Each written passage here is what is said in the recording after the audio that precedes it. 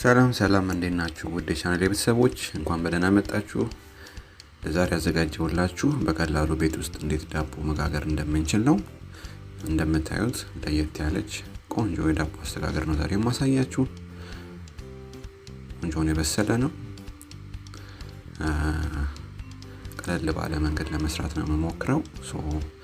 ተከታተሉን እንጋብዛለን። ለፕሮግራማችን አዲስ የሆናችሁ ሰብስክራይብ እንድታደርጉ ጠየቅን። ላይክ እና ሼር እንዳትረሱ። ቀጥታ ወደ ፕሮግራሙ እንተላለፋለን። ቤተሰብ ስለሆናችሁ እናመሰግናለን።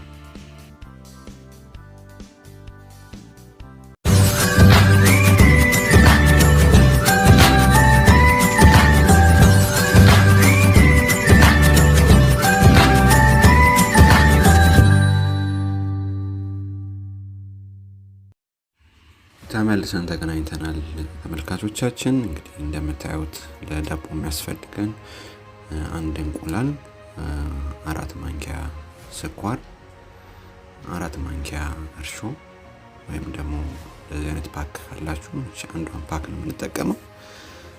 ከዛ በኋላ እንደምታዩት አንድ ኩባያ ወተት ከግማሽ እንጠቀማለን።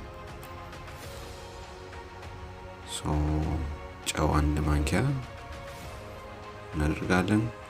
አንድ ላይ እነዚህን እናዋሃዳለን። ካዋሃድን በኋላ 40 ሚሊ ሊትር ቅቤ እንደዚህ እናደርጋለን። ከዛ በደንብ አድርገን እንደዚህ እንቀላቅለዋለን። ከዛ በኋላ ዱቄታችንን ነው የምናደርገው። ዱቄታችንን ያው እያየን ብናደርግ ጥሩ ነው። እስከ 2 ኩባያ ዱቄት ሊፈጅ ይችላል የዳቦ ዱቄት። እያየን እንደዚህ እየጨመርን በደንብ እናዋህደዋለን። ካዋሃድነው በኋላ እንደዚህ በደንብ ስቲኪ ከሆነ በኋላ መድረቅ የለበትም። በጣም ሊጡ ስቲኪ ከሆነ በኋላ በመሸፈኛ ሸፍነውና ለ30 ደቂቃ እናስቀምጠዋለን። ለቻናሌ አዲስ ሆናችሁ ሰብስክራይብ እንድታደርጉልኝ ጠየቅኩኝ። ላይክ እና ሼርም እንድታደርጉኝ በዛው ጠይቃችኋለሁ። እንግዲህ ከ30 ደቂቃ በኋላ እንደምታዩት ሊጡ ይሄን መልክ ይዟል። እናወጣውና ከእቃው ላይ ዱቄት አድርገን በደንብ እናሸዋለን። እንደምታዩት በመሃል እጃችንን እንዳይዘን ዘይት እናደርጋለን። እንደዚህ ያደረግን በደንብ እናሸዋለን። እንደምታዩት ቆንጆ ሆኖ ተያያዘው። ይሄንን ሊጥ እንዲሁ እንዳለ ለ3 እንቆርጠዋለን። መጀመሪያ ቢላ ካላችሁ በቢላ መቁረጥ ትችላላችሁ። ከሌላችሁ በመቁረጫ ባለ ስለት ነገር እንደዚህ ለ3 እንከፍለዋለን። እኩል ባይሆን ብዙ ችግር የለውም። ይሄ የሚረዳን ምንድነው ዳቦውን ፎርም ስናደርግ ሊጡን በፕሮፖርሽን ለመቁረጥ እንዲረዳን ነው፣ ወይም መጠነን እንድንቆርጥ እንዲረዳን ነው። እና የቆረጥነውን 3 የዳቦ ሊጥ እንደምታዩት በቁመት እንደዚህ እንዘረጋዋለን። ከዘረጋን በኋላ ይህንን በተመሳሳይ እንቆርጣለን። ይህን ከመቁረጣችን በፊት ግን እቃ እናዘጋጃለን። ዳቦ መጋገሪያችንን የምንጠቀመው ለዛሬ ይሄንን ነው። ቅቤ ወይም ዘይት እንቀባዋለን። እኔ ቅቤ ነው የተጠቀምኩት እንዳይዝብን፣ በኋላ እንዳያርብን። ዙሪያውን እንደዚህ በደንብ ቅቤ ነው የቀባሁት። ዘይት መጠቀም ትችላላችሁ። ከዛ በኋላ መጠነን ሊጣችንን በምታዩት መልኩ እንቆርጠዋለን። ከቆረጥን በኋላ እንደዚህ በምታዩት መልኩ እየጠቀለልን እንደምታዩት ወደ ውስጥ በደንብ እንጠቀልለውና ክብ ከሰራም በኋላ እናድሙለዋለን። ከዛ በእጃችን እንደምታዩት በደንብ አድሙለውላ ነው እናስቀምጠዋለን። በተመሳሳይ ሁሉንም እንደዛ ያደረግን እቃችን ላይ እናስቀምጣለን ማለት ነው። ሰብስክራይብ ያላደረጋችሁ ሰብስክራይብ እንድታደርጉኝ ጠይቃለሁ። ላይክም ኮሜንት እንድታደርጉኝ ጠይቃለሁ። ሊጡን እንደዚህ ካስቀመጥን በኋላ እንሸፍነዋለን። ሸፍነን ለ10 ደቂቃ ከፍ እስኪል ድረስ እናስቀምጠዋለን።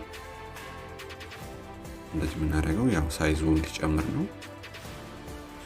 እንደምታዩት ፕላስቲክ ነው የሸፈንኩት። እስከዛ ድረስ ግን ለዳቦ ከላይ የምንቀባውን እናዘጋጃለን። አንድ እንቁላልና አንድ 3 ማንኪያ ወተት እናደርጋለን። እነሱ በደንብ ካዋሃድን በኋላ ሊጣችን እንደምታዩት በደንብ ኩፍ ብሏል። 10 ደቂቃ ነው የፈጀብኝ። እሱ ላይ ያዘጋጀነውን እንቁላልና ወተት ከላይ እንቀባዋለን። ለውበት በጣም ያሳምረዋል። እንደምታዩት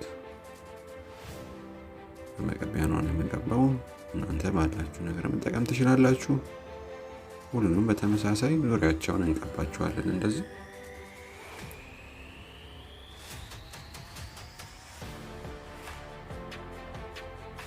ቆንጆ ሆነ ነው የመሰለን እንትን ነው ኩፍ ያለው። ከዛ በኋላ ሴሰሚ ሲድ እንጠቀማለሁ ወይም ሰሊጥ እንጠቀማለን። ይሄንን እንግዲህ እንደምታዩት ኦቨን ውስጥ አስገብቼ በ300 ዲግሪ ሴንቲግሬድ ለ20 ደቂቃ ነው ያበሰልኩት።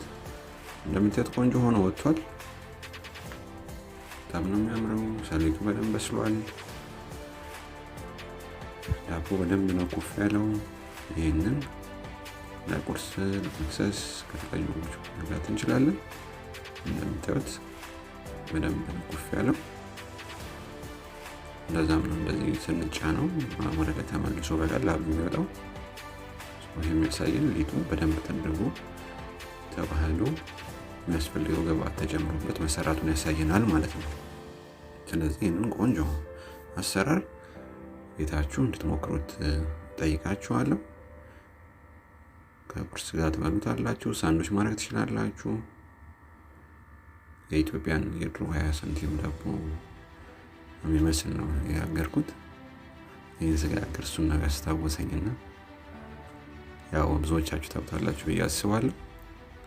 ቻናሌ አዲስ ሆናችሁ ሰብስክራይብ እንድታደርጉኝ፣ ላይክ እና ኮሜንት እንድትተውልኝ በዚሁ አጋጣሚ ጠይቃለሁ። ፕሮግራሜ ላይ ያላችሁን አስተያየት ኮሜንት ላይ አስቀምጡልኝ።